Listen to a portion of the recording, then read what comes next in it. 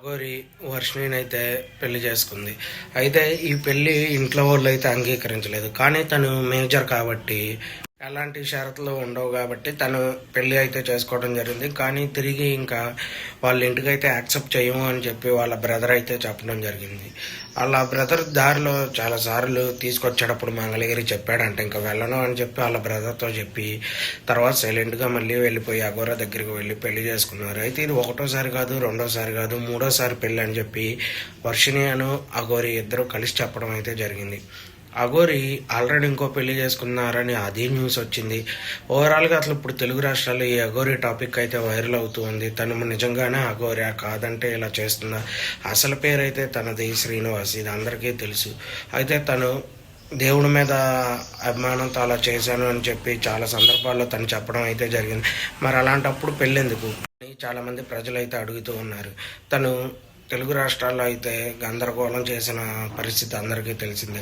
ఇంకా దీన్ని ఎక్కువ మంది భయంతోనో కొంతమంది నమ్మకంతోనో తను ఏమీ అనకపోవటం, తను ఇష్టానుసారంగా ఎక్కడికి పడితే అక్కడికి వెళ్ళి గొడవలు అయితే చేయడం జరిగింది.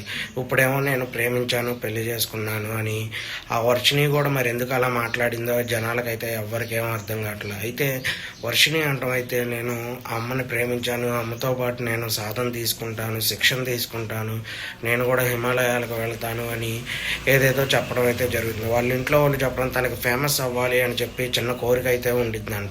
అయితే ఫేమస్ అవటం కోసం నిజంగా ఇలా చేసిందా, లేదంటే తనకు నిజంగా దైవభక్తి ఉండి వెళ్ళాలనుకుంటుందా అంటే ఇంట్లో వాళ్ళు చెప్పడం అయితే తనకు ఫేమస్ అవ్వాలి అని ఉంది. ఇన్స్టాగ్రామ్లో రీల్స్ అలాగే యూట్యూబ్లో వీడియోస్ చేస్తూ ఉండేది.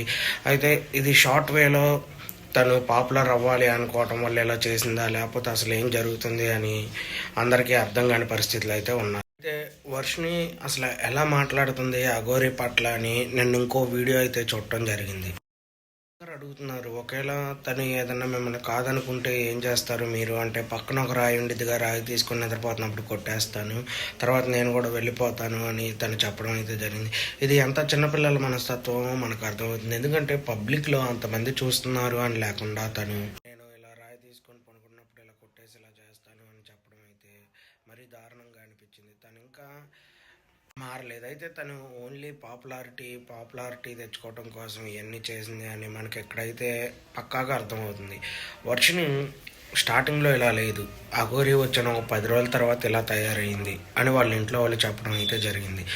అఘోరిని అసలు 10 రోజులు ఇంట్లో ఉంచుకోవటం వీళ్ళు చేసిన మొదటి తప్పు. అఘోరిని అసలు ఎవరు ఇంట్లో ఉంచుకోరు. వీళ్ళు అలాంటిది డబ్బులు కాసుపడడం మరి ఏం జరిగిందో తెలియదు, కానీ వీళ్ళైతే ఇంట్లో పెట్టుకోవడం జరిగింది. సరే ఇంట్లో పెట్టుకున్నారు. తను అడిగినప్పుడల్లా తనకి చికెన్ అవన్నీ వండి పెట్టడం ఇలా చేయటం. అయితే వీళ్ళందరి ముందు తన మెడలో చైన్ వేసింది అని చెప్పి వర్షిణి అయితే చెప్పడం జరిగింది. అప్పుడు కూడా వాళ్ళ ఇంట్లో వాళ్ళు ఏం మాట్లాడుకోకుండా కూర్చొని ఫోటో దిగారు అందరూ.